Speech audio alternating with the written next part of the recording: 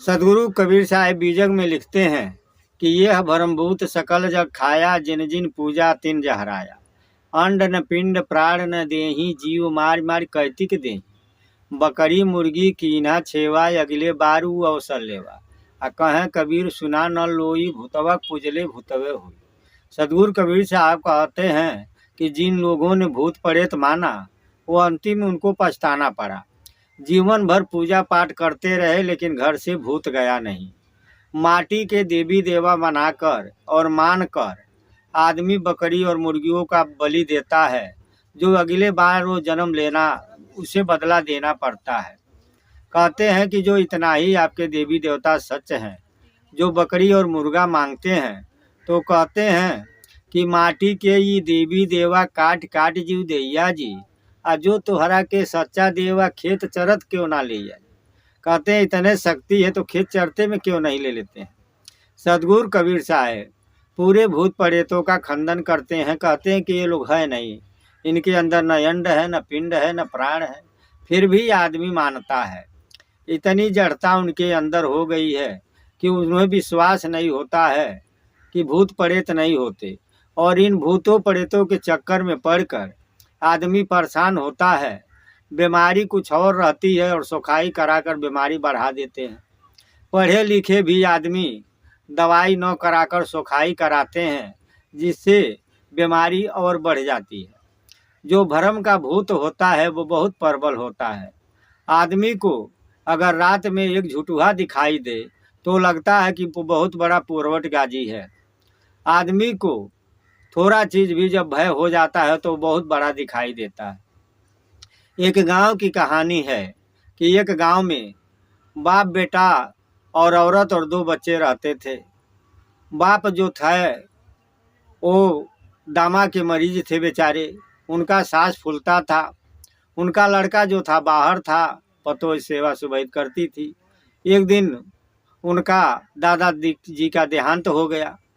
बेटा बाहर था, बाहर से आया, काम क्रिया किया और काम क्रिया करके अपनी औरत को समझाया कि देखो घर रहने से तो काम चलेगा नहीं, अब पिताजी भी नहीं रहे और तुम एक काम करो, इन दोनों बच्चों को देखो और मैं बाहर जाता हूँ कमाने के लिए।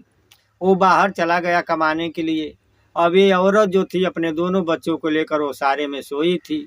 तब तक रात में एक कुत्ता आ जाता है और खटिया के नीचे पलंग के नीचे बैठकर हाँफने लगता है। अब जो औरतिया थी उसके दिमाग में ये हुआ कि ये हाँफ रहा है, लगता है मेरे जो ससुर थे वो भी हाँफते थे, हो सकता है कि वही भूत बन गए हैं। अब वो चिल्लाए, जब चिल्लाई तो गांव के लोग आए। गांव के लोग जब आए तो कुत्ता नीचे से निकल गया। गांव के लोग पूछा क्या हुआ क्या हुआ, तो सुने बोली कि जैसे हमारे ससुर जी हाँफते थे इसी प्रकार हमको आवाज़ सुनाई दिया। तो कई लोगों ने कहा कि हो सकता है तुम्हारे जो ससुर थे वो जग गए होंगे, वो भूत हो गए, अब उसे दिखा लो नहीं तो काम गड़बड़ हो जाएगा। दूसरे दिन सोखा आए और वो गठरी बनाए और 10,000 रुपया में गठरी बनाकर वो बनारस बैठाने के लिए गए और उसी रात में कुत्ता इस घर में आ गया। फिर हाँफने लगा। अब औरत तो घबरा गई कि भाई भूत घर ही रह गया, सोखा जी 10,000 लेकर गए। अब वो चिल्लाई, गांव वाले जुटे तो देखे तो ये तो कुत्ता है। तो कहे अरे ये तो तभी भी कुत्ता था, अब तुम्हारा तो 10,000 व्यर्थ में गया। इन्हीं बातों को देखकर समझकर जयराम कॉमेडियन ने एक कविता लिखे थे, जो उनकी किताब थी माटी की महक। अब ये दुनिया में जयराम कॉमेडियन तो रहे नहीं, लेकिन उनकी कविता हम लोग तभी पढ़े थे। तो उन्होंने लिखा था कि कितना सोखा ऐसन होना, सो खैती से जियल न, आ बूढ़ होखे हाथ कापे त गुदरी गुदरा सियल न।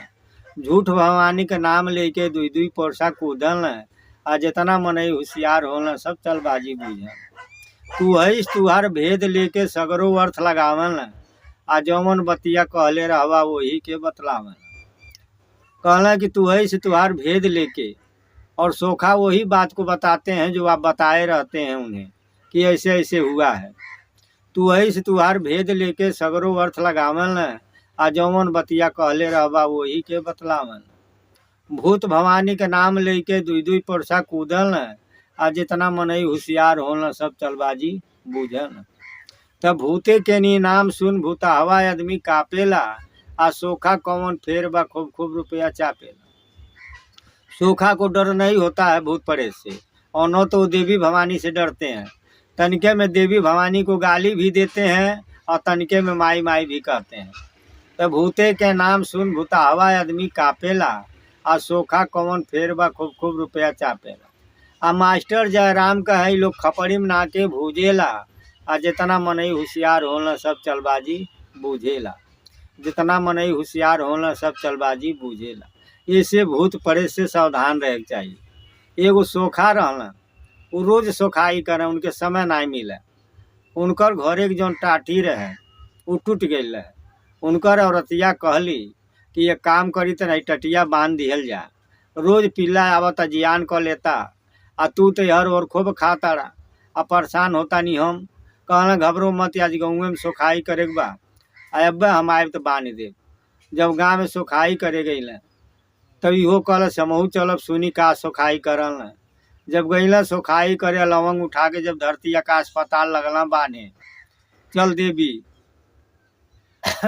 इतने में औरतिया पीछे से आके उनके एक लात मारतिया, कहतिया जौने मंतरिया से तू भूतवा परेतवा बांध ताड़ा, वही मंतरिया से घरवा टटिया बांध देता तो रोज पिल्ला जिया नहीं कर।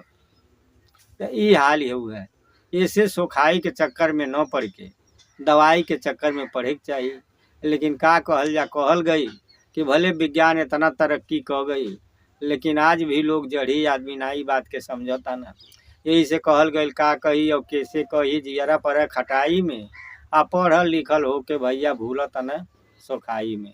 पढ़ल लिखल हो के भैया भूलत न सोखाई में।